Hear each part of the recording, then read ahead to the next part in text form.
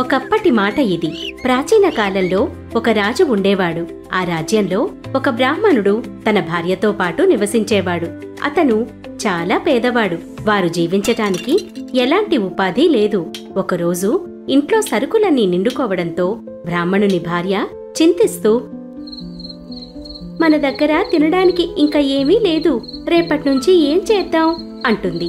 బ్రాహ్మణుడు, నేను భిక్షాటన చేసి ఏదో ఒకటి తీసుకొస్తాను, ఉండు. అప్పుడు భార్య, ఒకవేళ భిక్ష కూడా దొరకకపోతే అప్పుడెలా అంటుంది. బ్రాహ్మణుడు ఆలోచనలో పడతాడు. భార్య ఒక ఉపాయం చెప్తుంది. మన రాజుగారు పుణ్యాన్ని కొనుక్కుంటారండి. మరి మనం మన పుణ్యంలో కొంత భాగం అమ్మితే ఎలా ఉంటుంది? దానివల్ల మనకి ఎంతో కొంత దానం లభిస్తుంది, మన జీవితము గడుస్తుంది. బ్రాహ్మణునికి భార్య ఆలోచన నచ్చుతుంది. భార్య వద్ద అనుమతి తీసుకొని రాజమహలుకు వెళ్లాలని నిశ్చయించుకుంటాడు. భార్య 4 రొట్టెలు చేసి వాటితో పాటు కొంచెం ఆవకాయ కూడా పెడుతుంది.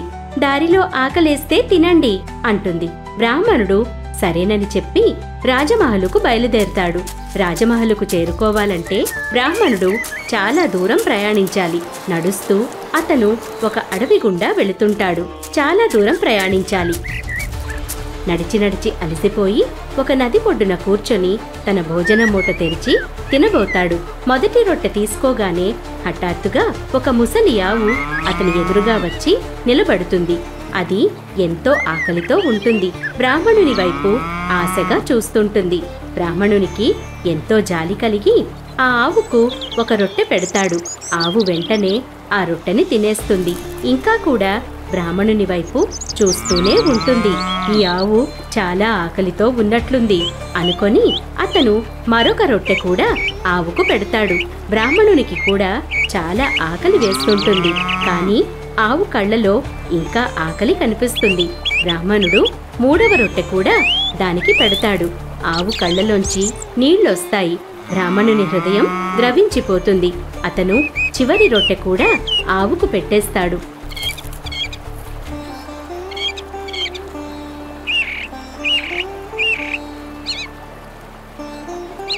ఇంకా పక్కనే ఉన్న పచ్చగడ్డి పీకి ఆవుకు పెడతాడు. ఆవు తృప్తి చెంది నీళ్లు తాగుతుంది. తర్వాత మెల్లగా అడవిలోకి వెళ్లిపోతుంది. ఇప్పుడు బ్రాహ్మణుని వద్ద ఆవకాయ మాత్రమే ఉంది. అతను కొంచెం ఆవకాయ తిని నదిలోని నీళ్లు తాగుతాడు. తర్వాత రాజమహలుకు బయలుదేరతాడు. రాజమహలుకు చేరుకొని అతను రాజుతో ఇలా అంటాడు, మహారాజా, నేను చేసుకున్న పుణ్యంలోంచి కొంత భాగం మీకు అమ్మాలనుకుంటున్నాను. దానివల్ల నా కుటుంబాన్ని పోషించుకోగలుగుతాను. రాజు, తప్పకుండా, కానీ మొదట మీరు చేసిన శ్రేష్టమైన పుణ్యం ఏమిటో చెప్పండి.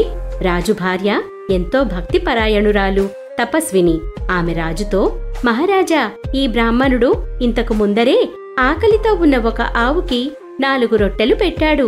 దానికన్నా గొప్ప పుణ్యం మరొకటి ఉండదు. సరే అయితే నేను ఆ పుణ్యాన్ని కొంటాను అంటాడు రాజు. ఒక తరాజును తీసుకురమ్మని రాజు ఆదేశిస్తాడు. దానిలో ఒకవైపు బ్రాహ్మణుడు రొట్టెల ద్వారా పొందిన పుణ్యాన్ని ఉంచుతారు. మరోవైపు రాజు తన వద్ద ఉన్న వెండి, బంగారం, వజ్రాలు, మొత్తం సంపదనంతా పెడతాడు. కాని 4 రొట్టెల దానం ఫలితంగా వచ్చిన పుణ్యం చాలా భారీగా ఉండడాన్ని చూసి అందరూ ఆశ్చర్యపోతారు. రాజు తన వద్ద ఉన్న సంపదనంతా తరాజులో వేసేస్తాడు. అయినా కూడా అది తేలిపోతూనే ఉంది. ఇది చూసిన బ్రాహ్మణుడు ఆశ్చర్యపోతాడు. రాజావారు, నేను చేసిన పుణ్యానికి బదులుగా మీ సంపదనంతా ఇవ్వాల్సి వస్తే నేను నా పుణ్యాన్ని అమ్మను, దానిని తిరిగి ఇచ్చేయండి. రాజు ఆశ్చర్యపోతూ, దేవి, 4 రొట్టెలు దానం చేయడం వల్ల ఇంత పుణ్యం వస్తుందా అని రాణిని అడుగుతాడు. మనం ప్రతిరోజు చాలా మందికి భోజనం పెడతాం, మరి మనకెందుకు ఇంత పుణ్యం లభించదు? రాణి చిరునవ్వుతో ఇలా అంటుంది, మహారాజా, మీరు దానం చేసేటప్పుడు మీ కడుపు నిండుగా ఉంటుంది. కానీ ఈ బ్రాహ్మణుడు స్వయంగా ఆకలితో ఉన్నాడు. అయినా కూడా ఆ రొట్టెలను వేరొకరికి ఇచ్చాడు. అందువల్లనే ఈ 4 రొట్టెలతో వచ్చిన పుణ్యం మన సంపద కన్నా అధికంగా ఉంది. ఈ కథ ద్వారా మనం దానం యొక్క అసలైన విలువ అది త్యాగం, నిస్వార్థంగా చేసినప్పుడే ఉంటుంది. ఎవరైనా తాము అవసరంలో ఉండి కూడా వేరొకరికి సాయం చేశారంటే ఆ పుణ్యం అన్ని దానాల కన్నా అధికం. సంపద కన్నా పరోపకారం, కరుణ ఎంతో గొప్పవి. మన అవసరాలను, కోరికలను పక్కన పెట్టి చేసేదే నిజమైన దానం. ఆ విధంగా బ్రాహ్మణుడు 4 రొట్టెలు దానం చేసిన పుణ్యం రాజు యొక్క మొత్తం సంపద కన్నా ఎంతో విలువైనది. ఎందుకంటే ఆ దానం నిస్వార్థంతో, త్యాగంతో చేసినది అని తెలుసుకోవచ్చు. చాలా కాలం క్రితం రాంపూర్ అనే ఊళ్ళో ఒక పురాతనమైన మర్రి చెట్టు ఉండేది. దానిమీద ఒక కాకి, ఒక కోయిల ఉండేవి. ఒకరోజు ఒక భార్యాభర్త ఆ చెట్టు నీడన వచ్చి కూర్చుంటారు.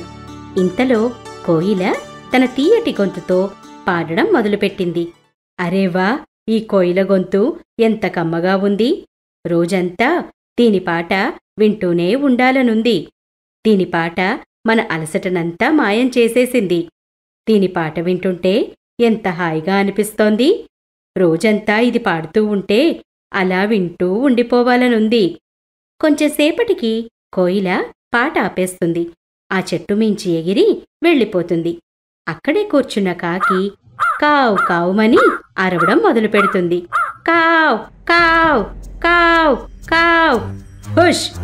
ఈ కాకి ఆనందాన్నంతా పాడుచేసింది. 3 పాడుచేసింది. కాకిని వెళ్ళగొట్టడానికి భార్యాభర్తలిద్దరూ చెట్టుపైకి రాళ్లు విసరడం మొదలుపెడతారు. కాకి కూడా అక్కడి నుంచి ఎగిరిపోతుంది. కోయిల దగ్గరకు వెళ్లి కూర్చుంటుంది. కాకి ఏడుస్తూ కోయిలతో, భగవంతుడు నాకు అన్యాయం చేశాడు. ఎందుకలా అంటున్నావ్? నీకేం అన్యాయం జరిగింది కాకన్నా? చూడు, ముందే నన్ను నల్లగా పుట్టించాడు. పైగా నా గొంతు కూడా ఇలా కఠోరమైనదిగా చేశాడు. నోరు తెరిస్తే చాలు జనాలు నాపై రాళ్లు విసురుతారు. నువ్వు చూస్తే నువ్వు నల్లగా ఉన్నా కూడా నీ గొంతు ఎంతో తియ్యగా ఉంటుంది. అందరూ నీ పలుకులు వినాలని అనుకుంటారు. నిన్నెవ్వరూ వెళ్ళగొట్టరు. అదే కదా ఆ భగవంతుడి చమత్కారం. ఆయన ఎవరిని ఎలా చేస్తే అలా స్వీకరించాల్సిందే. సోదరి, నా గొంతు కూడా నీ గొంతులా మధురంగా అయ్యేలా ఏదైనా ఉపాయం చెప్పు. అన్నా, కాకిని ఎవరైనా కోయిలలాగా మార్చగలరంటే అది కేవలం సృష్టికర్త అయిన బ్రహ్మకే సాధ్యం. నువ్వు బ్రహ్మలోకానికి వెళ్ళి ఆయనను ప్రార్థించావంటే ఆయన నీకు తప్పక సహాయపడతారు. కాకి ఎగురుకుంటూ బ్రహ్మలోకాన్ని చేరుకుంటుంది. ప్రణామాలు ప్రభూ. ఓ కాకిరాజా, నీవు నా లోకానికి వచ్చిన కారణమేమిటి? కాకి తన వ్యధనంతా బ్రహ్మకు చెప్తుంది. హే కాకిరాజా, అంత దుఃఖించకు. నువ్వెలా కావాలనుకుంటే నిన్నలా మార్చేస్తాను. కాని నాదొక షరతు. కోయిలలాగా మారే ముందు ఒకసారి నువ్వు వెళ్ళి కోయిలను అడుగు, తాను ఎంత సుఖంగా ఉందో. బ్రహ్మ అలా చెప్పగానే కాకి కోయిల దగ్గరకు వెళ్ళి విషయమంతా చెప్తుంది. కాకి అన్నా, నా గొంతు మధురంగా ఉన్నా కూడా నేను నల్లగా ఉంటాను. చీకట్లో కనిపించను. నాకన్నా హంస జీవితం బావుంటుంది. తాను ఎంత తెల్లగా, అందంగా ఉంటుంది. రోజంతా సరోవరంలో విహరిస్తూనే ఉంటుంది. అందరూ తనని చూసి ఎంతగా సంతోషిస్తారు. కోయిల మాటలు విన్నా కాకి మనసు మారుతుంది. తిరిగి మళ్ళీ బ్రహ్మ వద్దకు వెళుతుంది. భగవాన్, నేను కోయిలలాగా మారాలనుకోవడం లేదు. తాను జీవితంలో సంతోషంగా లేదు. నన్ను మీరు హంసగా మార్చండి. ఆ రూపం పొంది నేను సంతోషంగా ఉంటాను. అవశ్యం. కాని మొదట నువ్వు ఒకసారి హంసని కలిసి తాను తన జన్మతో సంతోషంగా ఉందో లేదో కనుక్కో. ఆ కాకి ఎగురుకుంటూ హంస దగ్గరకు వెళ్తుంది. అన్నా, నిన్నొక మాట అడగాలి. చెప్పన్నా. ఏమడగాలనుకుంటున్నావు? నువ్వు నీ జీవితంతో సంతోషంగా ఉన్నావా? లేదన్నా, నేను నా జీవితంలో సంతృప్తిగా లేను. ఎవరైనా నన్ను వేటాడేస్తారేమోనని నాకెప్పుడూ భయంగా ఉంటుంది. ఈ మధ్య జనాలు నీళ్లల్లో ఉండే జీవాలను చంపి తినేస్తున్నారు. నాకు ఎప్పుడూ ఎవరైనా నన్ను చంపేస్తారేమోనని భయంగా ఉంటుంది. నిజం చెప్పాలంటే చిలుక చాలా అదృష్టవంతురాలు. ఆకుపచ్చటి శరీరం, ఎర్రటి ముక్కు. తన జీవితంలో దుఃఖమనే మాటే లేదు. హంస మాటలు విన్న కాకి చిలుకగా మారాలని అనుకుంటుంది. బ్రహ్మ దగ్గరకు వెళ్ళి, భగవాన్, మీరు నన్ను చిలుకగా మార్చండి. సరేగాని నువ్వు ఒకసారి చిలుక దగ్గరకు వెళ్ళి తన జీవితం పట్ల ఏదైనా ఫిర్యాదుందేమో అడుగు. తర్వాత కాకి చిలుక దగ్గరకు వెళ్ళి, నేస్తమా, నువ్వు నీ జీవితం పట్ల చాలా ఆనందంగా ఉండి ఉంటావు.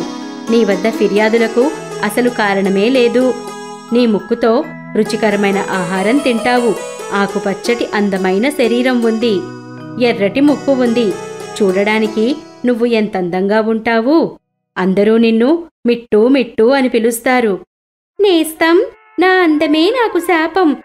ఎవరైనా నన్ను పట్టి పంజరంలో బంధిస్తారేమోనని, నన్ను బందీని చేస్తారని నాకెప్పుడూ భయంగా ఉంటుంది. అసలైన అందమంటే నెమలిది. అందమైన రెక్కలు, మోహనమైన రూపం. జనాలు దూరదూరాల నుంచి తనని చూడడానికి వస్తారు. వర్షంలో తాను నాట్యం చేస్తుంటే ఎంతందంగా ఉంటుంది. చిలుక మాటలు విన్న కాకి బ్రహ్మ దగ్గరకు వెళ్తుంది. ప్రభూ, నేను కోయిల కాదు, హంస కాదు, చిలుక కూడా కాదు.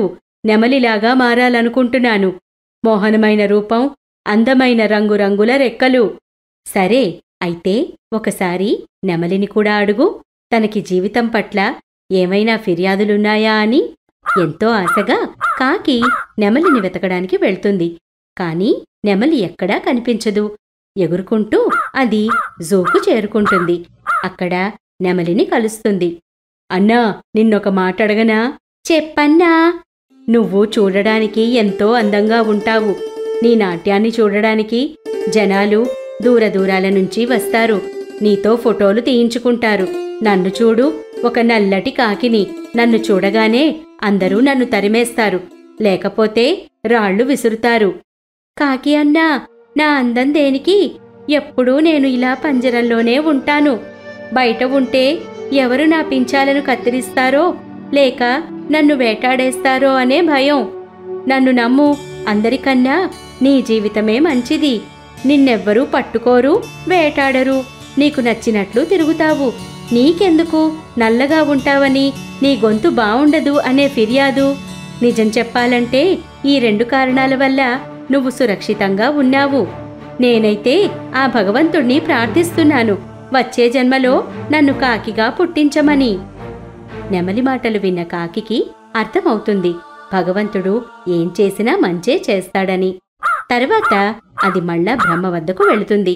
భగవాన్, నేను కోయిలలాగా, హంసలాగా, చిలుకలాగా, నెమలిలాగా మారను. నేనెలా ఉన్నానో అలానే ఉంటాను.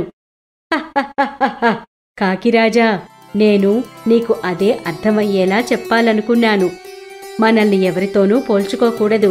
అలా చేయడం వల్ల మనం ఎప్పుడూ సంతోషంగా ఉండలేము. మనల్ని మనం ఎప్పుడూ గొప్పవారిగా భావించాలి. బ్రహ్మ మాటలు విన్న కాకి భూలోకానికి తిరిగి వస్తుంది. తన జీవితాన్ని సంతోషంగా గడుపుతుంది. 8 minutes